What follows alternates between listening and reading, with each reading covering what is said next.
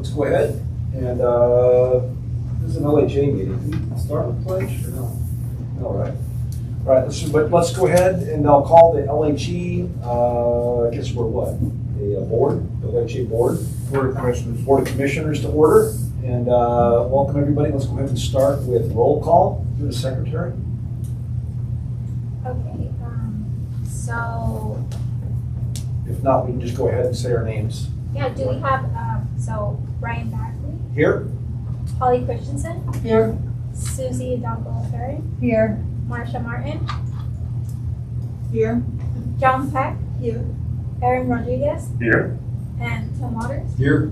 And then staff, do we have Harold Dominguez, Here. Kathy Fedler, Here. Karen Roney, Molly O'Donnell, Here. and then Kendra Daniels. Here. And Lisa Gallagher, Yes. sorry. Okay, that's it. All right, great. So let's go ahead and just turn the time over to our executive director. And then if you have a presentation or if you want to, whatever it is we're going to talk about tonight, why don't you walk us through it? Okay. I think you need to, first thing is we need a review and an approval of the July 13th. I don't have a copy of the agenda with me. I don't have my computer.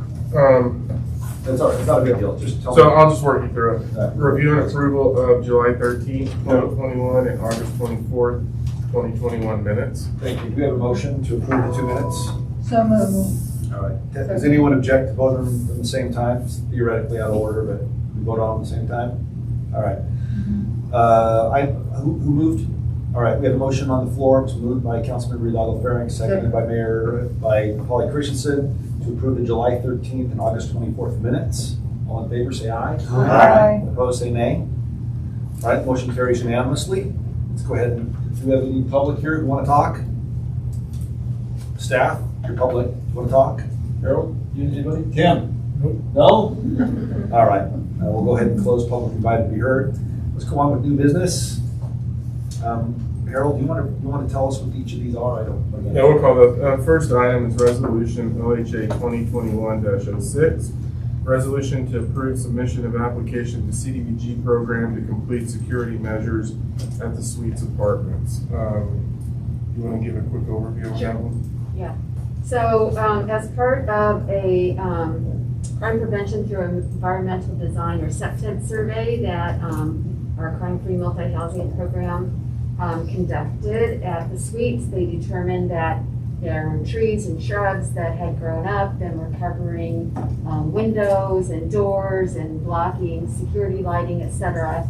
So they recommended that those things be trimmed up. And we did get several quotes for that. And in researching, because of budgetary concerns, researching CDBG, it is CDBG eligible. So we asked the LHA to submit an application and are recommending that for funding, which you'll be getting, seeing that on the City Council agenda on the 26th. Should be coming to you.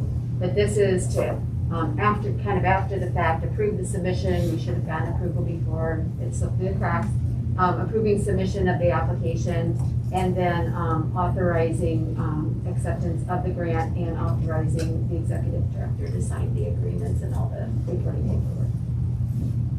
And do we have a motion for? I'll move approval of resolution 2021-06. Second. It's been moved by Dr. Waters, seconded by Councilmember Martin, actually, by board member. Commissioner Martin. I'm just kidding, probably was go with first names tonight. But anyway, anybody want to offer debate? No? All right. All in favor of resolution LHA 2021-06, say aye. Aye. Opposed, say nay. All right, the resolution carries unanimously. Let's go on to 5B, resolution LHA 2021-07. Harold? Karen, do you want to go over this one? Yes, you bet. So this is, so we're asking the LHA Board of Commissioners to approve this agreement between the LHA and the City of Longmont to administer what we're calling the locally funded voucher program. So as council may recall, this is a recommendation that came from our Homeless Solutions for Boulder County Housing Exits team, where we were identifying a lot of different ways to get to 250 additional units that we would make available for folks that are exiting homelessness and to move folks into stable permanent housing. One of those strategies was for the local governments to contribute what we call locally funding, contribute money so that we could have, we could basically ask the LHA to operate a locally funded voucher program similar to how they operate the tenant-based voucher program through HUD. We identified and set aside $215,000. That was a set aside from the Human Service Agency funds to fund this because this would be an ongoing expense.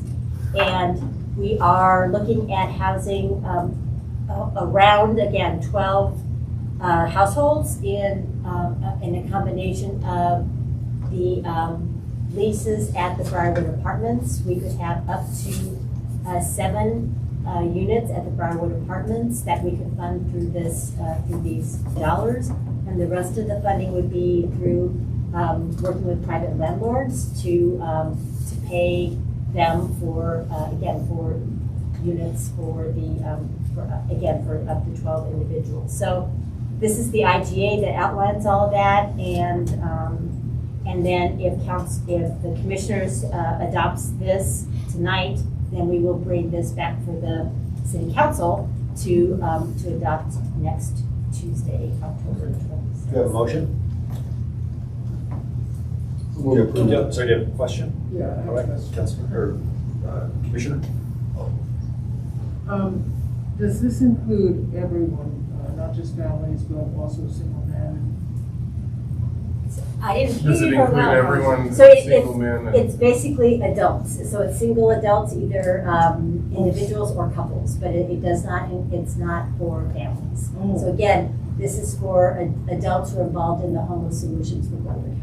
Oh, okay, thank you. Yeah, so this is not family housing. I would move. I don't know, excited. Resolution 2021-07. So moved. Okay. Do you have a second? I'll second. All right, it's been moved. Resolution LHA 2021-07 has been moved by Commissioner Christensen, seconded by Commissioner Peck. Anybody want to say anything? Debate? No?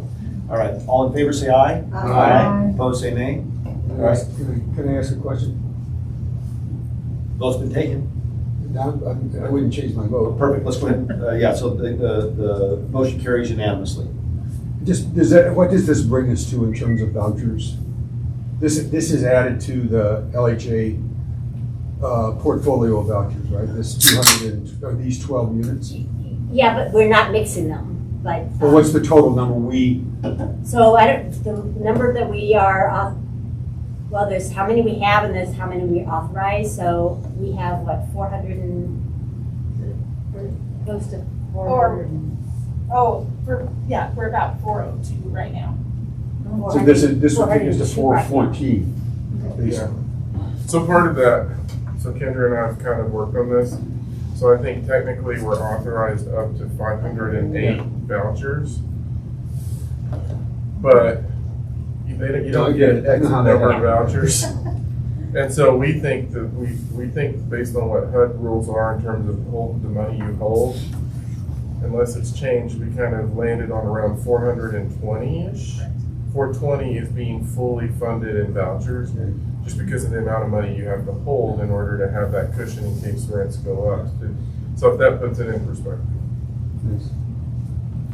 All right, this one's a simple one, Resolution LHA 2021-08. It's approving the write-off of bad debt at Aspen Meadows neighborhood.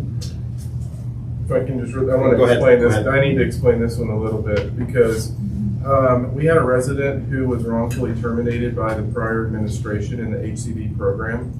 And during that, they were wrongly charged for the tenant for full rent at one of their managed properties.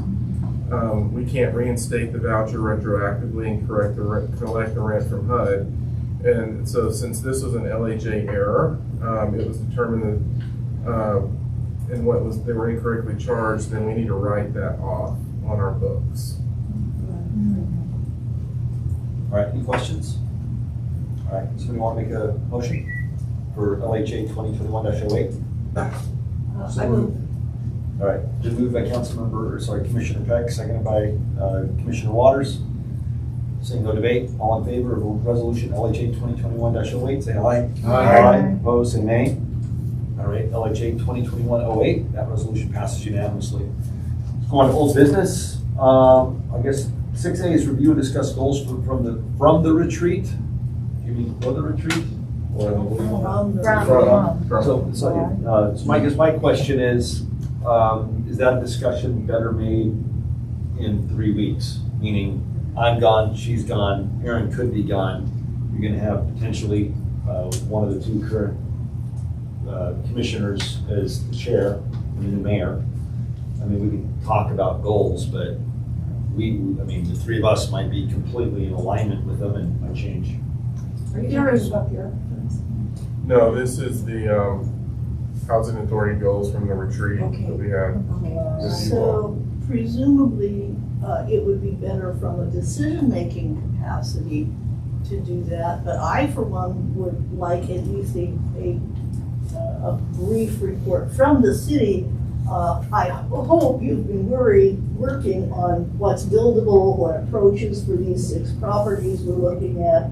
I'd love to know and not have to wait for another one. That's fine, so I'm just saying that you're gonna hear the Gonna same hear it information again. Yep. You know, and I don't know about anybody else, but I'm not gonna be here. I mean, 5 minutes. yeah, sure, if we got 5 minutes, I'll give you 5 minutes. Let's talk 5 minutes, get the presentation for 5 minutes. 5 minutes, here's the. Done, deal.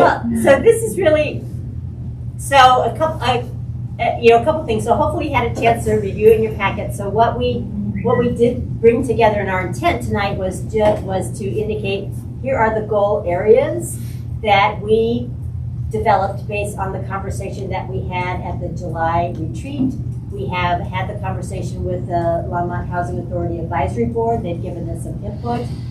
These are not ready for prime time. But what we did want to just get input from the council about are we headed in the right direction based on the conversation we had in July, and that indeed we would bring back, we would refine these and bring these back with metrics. Because I realize, Commissioner Waters, how does it pass your test for what's a good goal, what are metrics? So we wanted to get really get the input about does this capture what you recall and what you think we need to be focusing on, and then we were going to refine this and bring it back for adoption by the Board of Commissioners, the new Board of Commissioners. So if there is direction that you could provide us tonight or any comments that would be helpful in our refinement, that would be fabulous.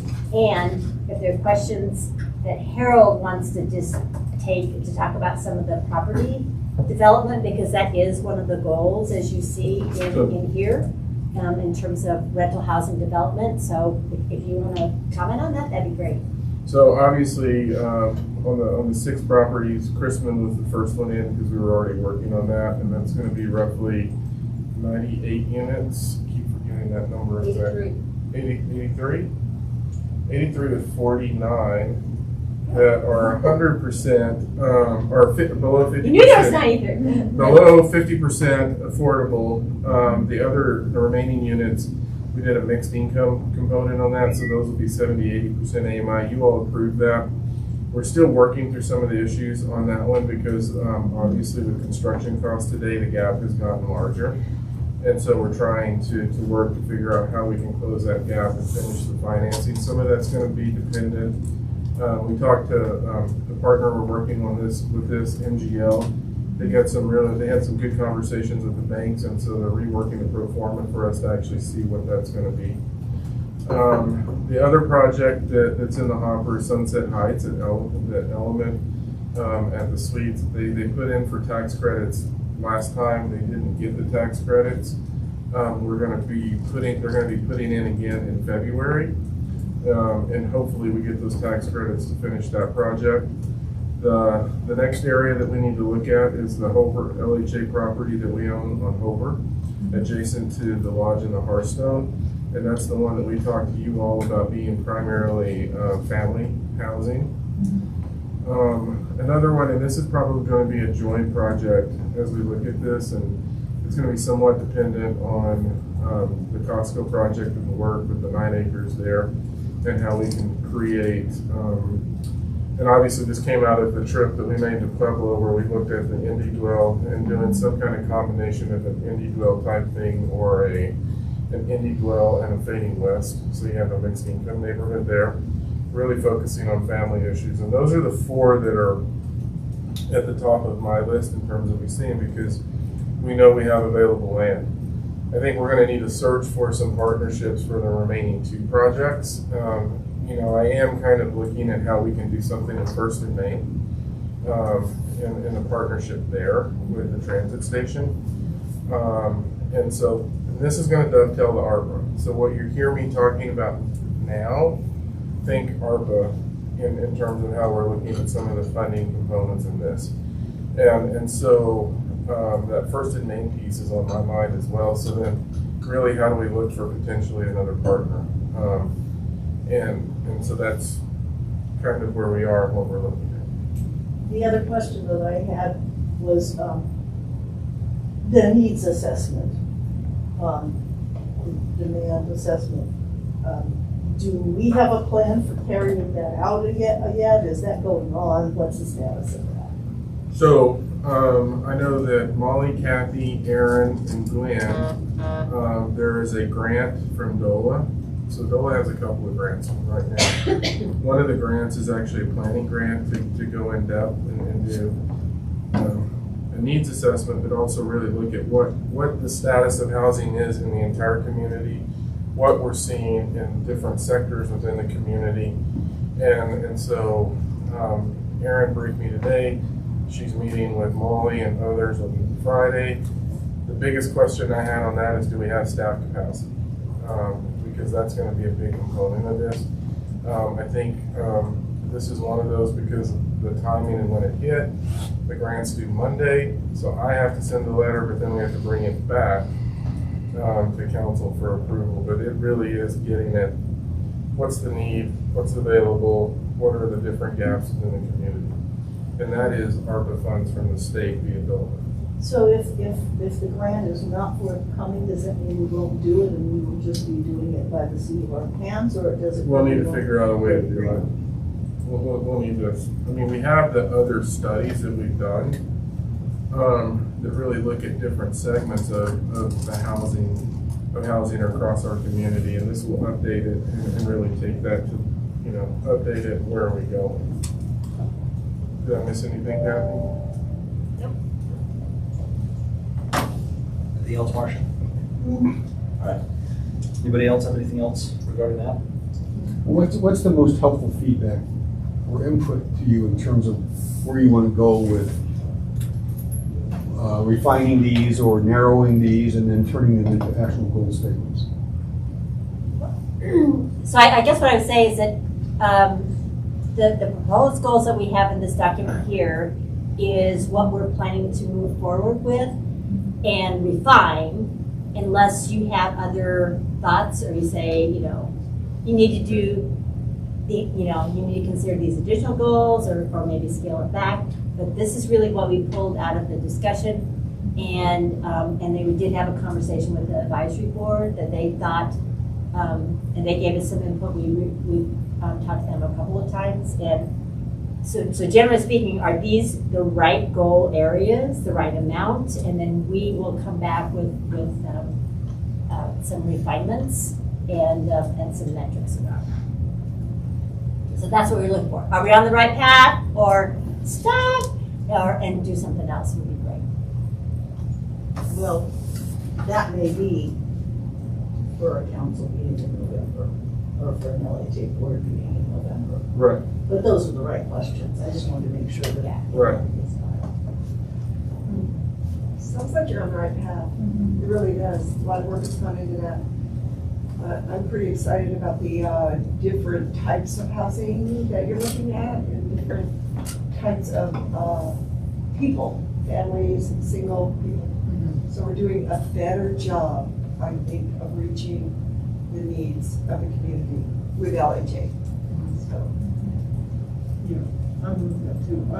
I would like to bring up something, although I don't want to bring up anything that's actually new, because, as we said, Brian and I will be gone, and some new council to say. But City Council, when we were not part of LHA, also did support the mobile home park up on Main Street in buying a co-op, and now I've heard that there's some trouble with that. And I don't know if that's true, that they're having trouble, they're struggling. But I do think that The because. mobile home community that we helped, is that what you're saying? Yes. You know that, they were working with Rock and Thistle. You haven't heard that for, Oh, okay, well, all right, I'm just saying that because, mobile home parks are the largest unsubsidized, low-income house in the country. That's not really in the purview of LHA, but perhaps we should think about how to be helpful. Because I think that there was a mobile home park that tried to buy, in this town, tried to buy an owner, which was part of a new statewide initiative saying that they had the right to do that, and no right, if there's something we can do to be more supportive of mobile home parks, without it being, out of the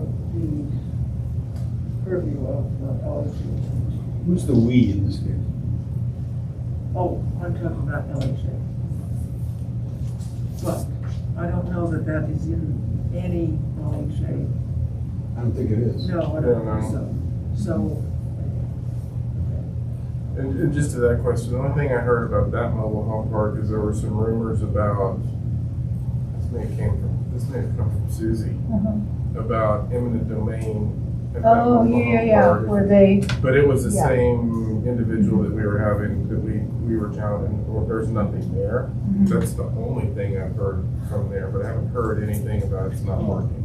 okay. It's a different mobile home park. as well. Yeah, Is that the same mobile home park? On This will help 17? the we Yes. Yeah. back along?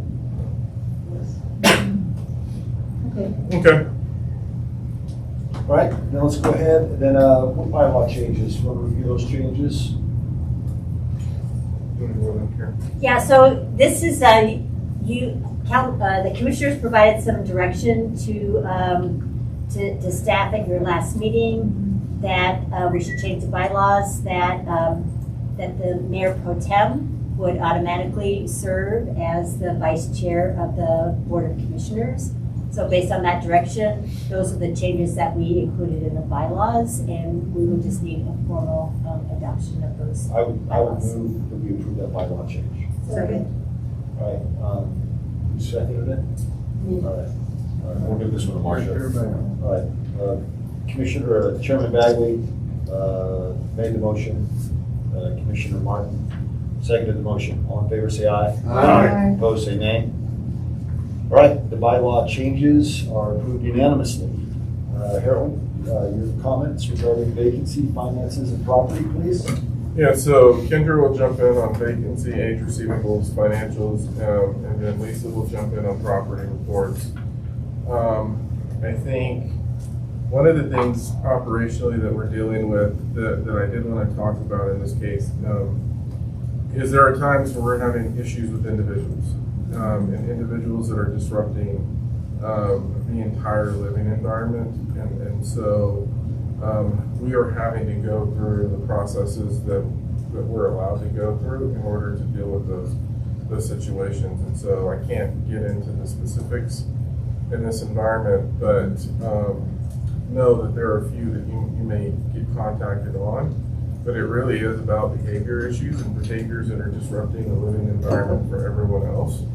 And so we're going through the process that we need to go through to reconcile or to manage those situations. For those of you that were part of the housing authority prior to the city taking it over, we're dealing with many of the same individuals. The reason I'm bringing that up to you is because I think what we found, and the suites was a great example of this, when we talk to Sarah and when we get the reports for calls for service and things like that, the reports are drastically different than what they were 6 months ago. And it really took us coming in and building accountability into the system and really setting the expectations for what it's like and what you need to do to live in a multifamily housing project and how you need to live with other people in it. And what we're finding is we're gonna have to do the same thing in other areas. Because if not, I think we will end up going down the same path that where the suites went down. And so we are taking a pretty firm stance on behaviors and you know what our expectations are in the facilities that we rent, because at the end of the day, we want people to live in an environment where they can feel safe, they can enjoy the environment that they're in, and it's not disruptive. And obviously there's many more components to this, but we are going to have to deal with some issues. Tangentially connected to that, we've had 2 units that have tested positive for meth. One of those, we got a bid back for the remediation. Karen just gave me the number, $80,000. And we know we have another one. Marcia, you're hanging out at LHA again. And so when we talk about accountability and these other things, we know we need to get with Sarah very quickly and kind of figure out what we can do. It's hard with meth. I know Commissioner Christensen and Commissioner Waters, when they were in the throes of this during the transition, it's a significant issue. And so that's where the accountability has to come in so we can manage these properties, because when we look at that, we get roughly, what, 50% of the remediation, Kendra? Or is it 75 from insurance? I mean, as far as I know, we get everything but the deductible, so 5,000. Okay, so $100. I just saw some where it's a significant cost for us. And it's a time issue now too. So the double hit is now you have to remediate, now you have the increased cost, and based on where the supply chains are in the system, it takes forever to get those opened up, and then you're losing rent. And so then it's a revenue hit for us too in our pro forma. And so we're gonna circle back up and see what we're gonna do. I know Sarah Arney was working with the scene. There's a company out of South Africa or Australia that was New Zealand. You're close. You're in I'm the, just you're forgetting in everything. New Zealand, that's actually creating a meth detector, and they were testing it, and so we don't know if it's real or not, but we're gonna have to start tracking this stuff down because it's too disruptive and it's too expensive. And we've been fortunate that in the cases that we've had to deal with meth, they haven't had a shared HVAC system.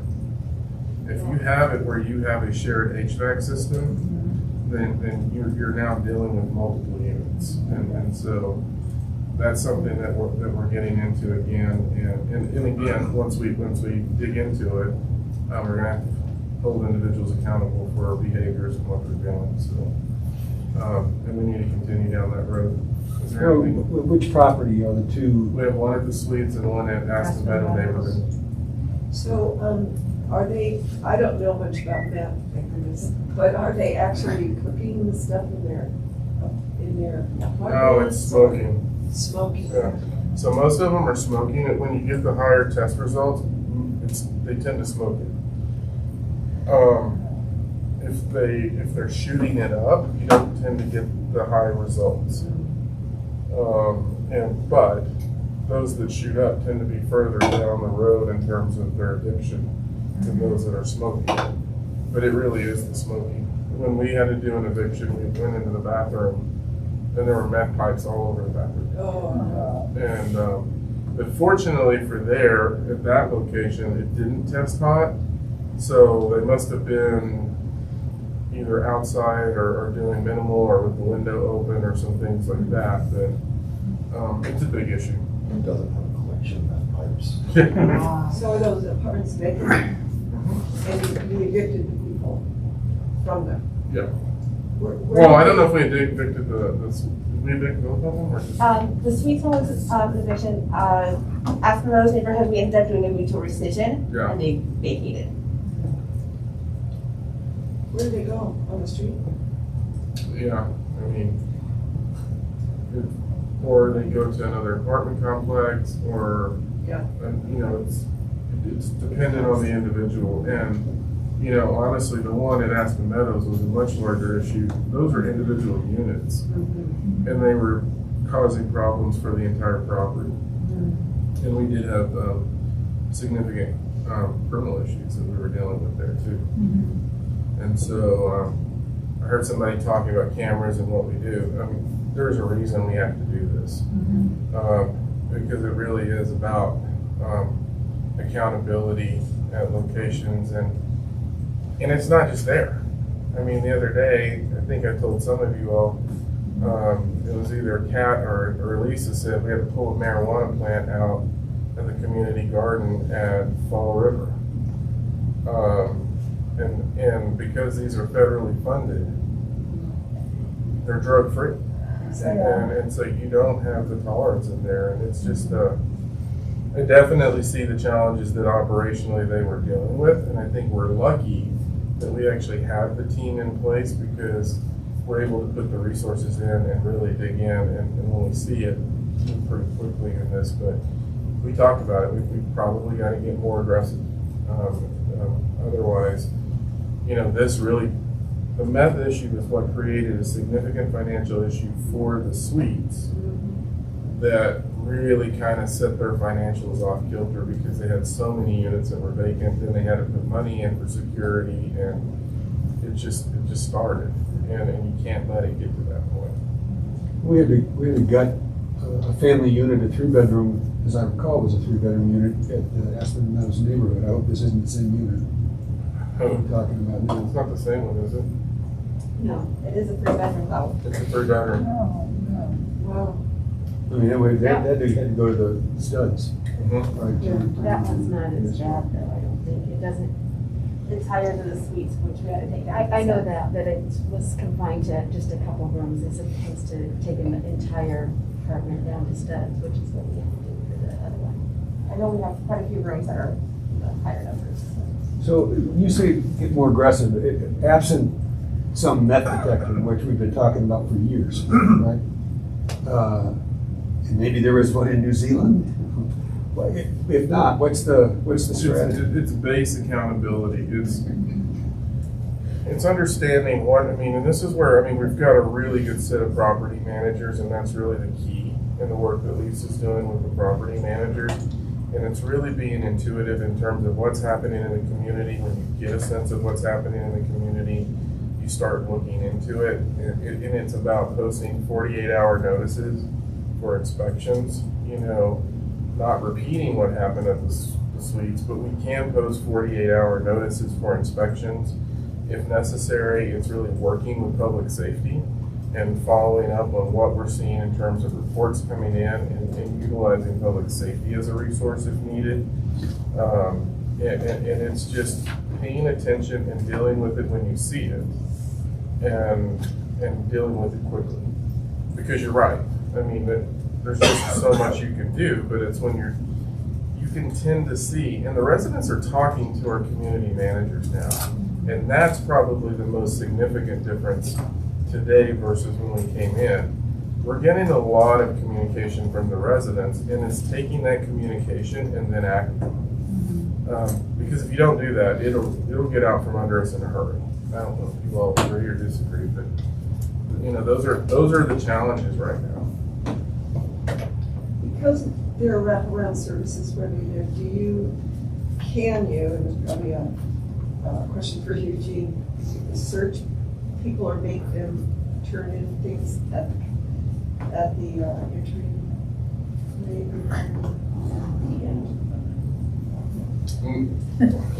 So I think, so, I mean, if there's, Right, so I think- hikes or whatever. yeah, I think, you know, so to the commissioner's questions is that we don't have the magic answer yet. Right. But we know that we need to, as Harold mentioned, that we really need to, I think, amp up when things do come to our attention. How do we take appropriate action, legal action, so that we can really get on top of it. We don't have the answer yet. We just know that we really need to be more, I guess, aggressive when we notice when there are signs and behaviors that come to our attention, that we really need to act on that quickly and legally. Right. So, Of course. of course. So that's where we say, can you search it? I mean, they have a right to the property, and that's why under fair housing laws, you have to issue a 48-hour notice, and you have to go through those processes. And so it's a little bit different in that world. And so yeah, it's a tougher path, but you have to do it. And we've done it successfully when we've needed to do it. Okay. And it just takes time and effort in that process. And Focus. yeah, and focus. And I think the thing, it comes across very harsh in what we're saying. And I think it comes across as uncaring. And we've used, as we talked about other things, the term is compassionate compliance. But there's a point where it has to come to the end when you're dealing with multifamily resident with many other tenants. And, it's not easy going in when they're doing an eviction and you're literally removing somebody's stuff. And I think most of us have participated in doing it, but it's what you have to do for the entire residential unit. And otherwise, we will end up back in the position we're in. Well, and the other tenants, who are good tenants, need to feel secure in that you're going to protect them as well, and that not let the other influences override. So I get that. Let's see, what was I ask you one thing? Call us and ask us. Call us and ask us. You had mentioned a couple of months ago about needing more case managers, et cetera, at the suites, or it would be nice to have, or house mental health partners working for you. So 2 questions. Yeah. They did hire the joint case manager for the suites, the lodge, and the Hearthstone. Okay. That's actually with senior services.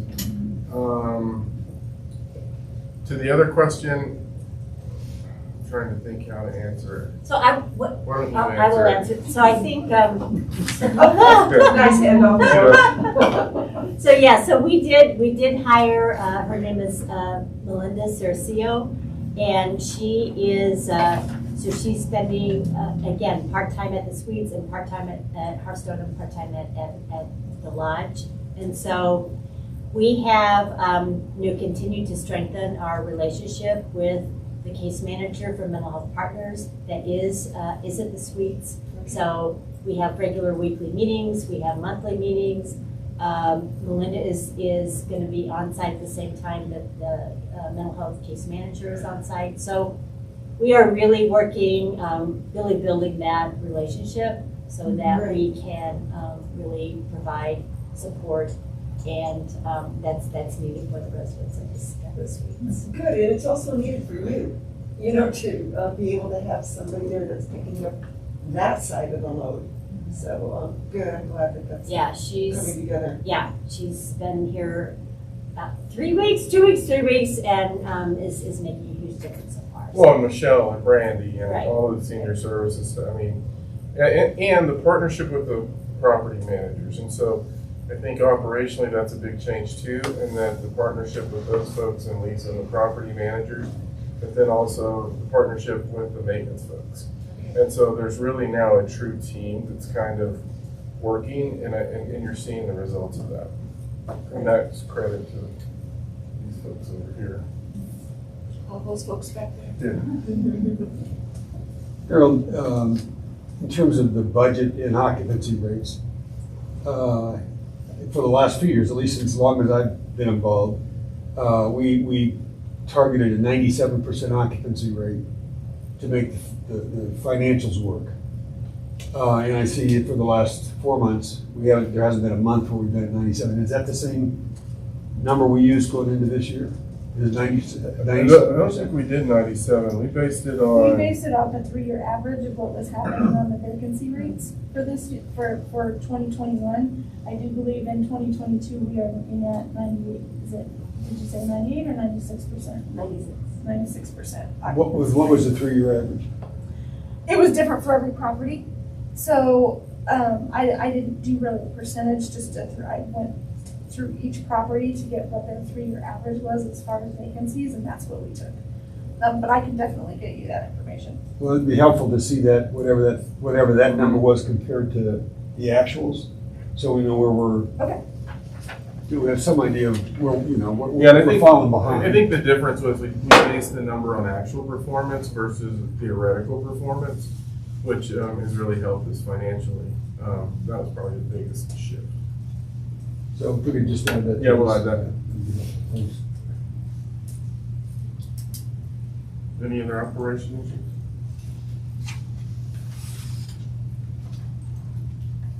That's Kendra and Lisa, I think they have age receivables, vacancy, and financial reports. And then Lisa will do the quick property update. Well, the first report provided was the availability report. So as Tim mentioned, we're sitting currently at 96% occupied, up from August. Since this report, we've had actually 2 of our long-term rentals been occupied. We had 1 rental that's been vacant for a year over at Aspen Meadows, and that was occupied last week. And then 1 at the Suites that's been vacant for almost a year was occupied last week as well. I'm really pushing the team right now to get those units turned and get these moved in so we can end the year. I'm hoping for a 98 by the end of the year. So the Aspen Meadows Apartments one, that was held because of the, was it partially held because of the renovations? Is why it was so long? Or are you Yes. talking about one? No, in the one neighborhood? was the eviction. It was like a skip eviction, and then we can get the furniture out because of COVID and Habitat, and then we can get a dumpster. So it took a lot longer to get that one turned, but that one is now occupied. Just in terms of wait lists, because I see we're going, referring to checking wait lists and keeping them updated. What kind of wait lists do we have right now? Just generally. The Hartsville Lodge, which just closed last week, we got 33 new applicants for the wait list, which will help us fill those vacancies. The PBV had over 100, I think. So that's going to help for Fall River, Aspen Meadows neighborhood. Yeah, good. So. Still a lot of people waiting for housing. And then, on a related note, I received a couple of phone calls today from someone saying that they are in dire, 2 disabled people who've got their grandkids, need a voucher. Can I pass them on to you? I don't know what to tell them. Just send them up, yeah. All right, anything else from staff? So to give you a little background on the financial reports, the first report is the aging summary. What we did find out when we came on board is that a lot of the tenants' accounts are incorrect. Postings were wrong, whether it was rent was posted wrong, rent was applied wrong. We found rents for tenants on the wrong tenants as they begin to move out. So we are looking at every tenant record as we go along. So we started this process with the advisory board to kind of show what progress we're making. On the receivable report, you'll see what's called a HAP subsidy suspense. What that is we've received money that we never charged rent for. So we probably could owe HUD back, but what we're finding is what was happening is they were posting rent incorrectly and they were correcting on the tenant ledger, but they weren't correcting what should have happened on the HAP ledger. So we're getting those fixed. As you can see within this one, we went from 23,000 to 16,000 with just some corrections that we had to make within this last month that we're working on. You also see prepayments, which is really kind of a little odd for low-income families to have all these prepayments. What's happening there is they were applying HAP payments to the tenant side. So we have so many anomalies going on, but we have to look at every single tenant record and go back almost 3 years to find out when the anomaly happened. And the problem with that is accounting wasn't involved. They pushed it down to the property managers that didn't have any processes in place to review and make sure that things were being applied correctly. Collections were being done. You're probably gonna see within the next couple months, we may have to write off a lot because there are a lot of past tenants that have balances on their account that we never followed the bad debt policy, we never did collections and that type of thing. So we'll have to, like, we're looking at those one by one to see exactly if we need to write them off or if rent was posted incorrectly and what adjustments we need to make. So that kind of gives you this, but it is a lot of records and it's very slow going. I mean, each record can take almost up to 2 hours just trying to review, because we have to review it, then we have to reach out to the property managers to get the certification letters. Like, what certification letters do you have to show us what the actual rent should have been, so that we have source documentation for when we actually make these corrections as well. So that's where this first report started. Does anybody have any questions on that? Nope. The next, the advisory board wanted to see both the balance sheet and the income statements. So on a monthly basis, we do this for. And I made some hard copies that are a little larger than what was in your packet, if anyone. No. Yeah, we So on a monthly basis, we do this for all of the properties. On a quarterly basis, you'll see this for LHA and LHDC, because those financials are managed more on a quarterly basis. We were hoping to get to a monthly basis, but we haven't got there yet. So this will show you pretty much the balance sheet, what, they have unrestricted cash, which is usually their operating, and they have restricted cash, which is usually any type of reserve account or security deposits.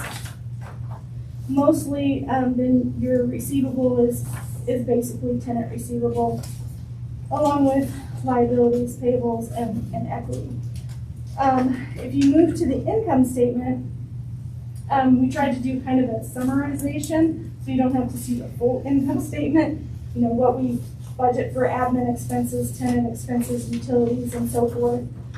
For all the properties, with the exception of the Suites and Village Place, we're actually have a large net income right now based on what's budgeted. So we're actually sitting pretty for a lot of properties. The one with the suites is, a lot of that is based on the insurance claims we've had. So we have a lot of expenses right now that we haven't received insurance proceeds from. For Village Place, we have the same situation where we have also reserve replacements where maybe the water heater went down or the boiler, or we did the security system, where you're gonna see the expense, but it's actually being paid and it's only a cash transaction because we're requesting reserve replacements for that particular expense. But we'll show greater expense than we will show any income on the statement, because it's basically just a cash transaction. So that's kind of where everything sits. We also have a lot of reasonable accommodations happening at Village Place, which has also increased the cost, which is not necessarily a reserve replacement request. There are also bike tubs in senior buildings. So that's kind of where we started with the advisory board. If there's other stuff that you would like to see, please let me know. I'd be happy to accommodate. And if anybody has any questions. Anything else? Any property updates or you good? We provided you a sheet of property updates. I'm just going to hit on a few. The suites, the residents have formed their own yoga class on the weekends, and so the manager comes and kind of just keeps an eye on it when it's going on, but they have about 15 residents that are now participating in that. Village Place, we actually had a new manager start last Friday, Adam Sanderson. He's taken the reins. The residents are loving it, loving him. They're really getting to know him, coming down, visiting with him, and he's making a presence, and they're happy. They're very happy over there right now. Spring Creek, we got the mold test results back, and those were negative. The Heartstone Lodge, we had their waitlist open, as we discussed. And we are still looking for an assistant manager, a maintenance tech, and a housing choice voucher specialist. Any questions? Nope. Mr. Baskin, anything else? We're good? All right, cool. And let's go on to any commissioner comments. All right, I do have, Harold, I provided you some input from Aspen Meadows residents about wall hangings. Yeah, I'm gonna get with them, that's on my list. So it would be good to circle back and let them know that, that it's not been ignored. Yeah, that's on me. So they don't like their puzzles? No, it's not No, that. it's- It's,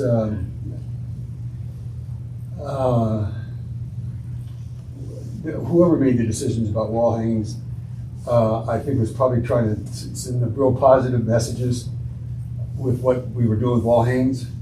And it's just been interpreted in a particular way by residents that was not intended in terms of the wall hangings, but there's just a history there. And I think it'd be just good to sit and listen to them and Yeah, figure I out. was if gonna there's- try to reach out and ask some questions, and that just got caught up in other things, so. All right, anything else? All right, let's go ahead and we have a motion to adjourn. So we'll. All right, moved by Dr. Waters, seconded by Commissioner Peck. All in favor, say aye. Aye. Opposed, say nay. All right, motion to adjourn passes unanimously. We're adjourned.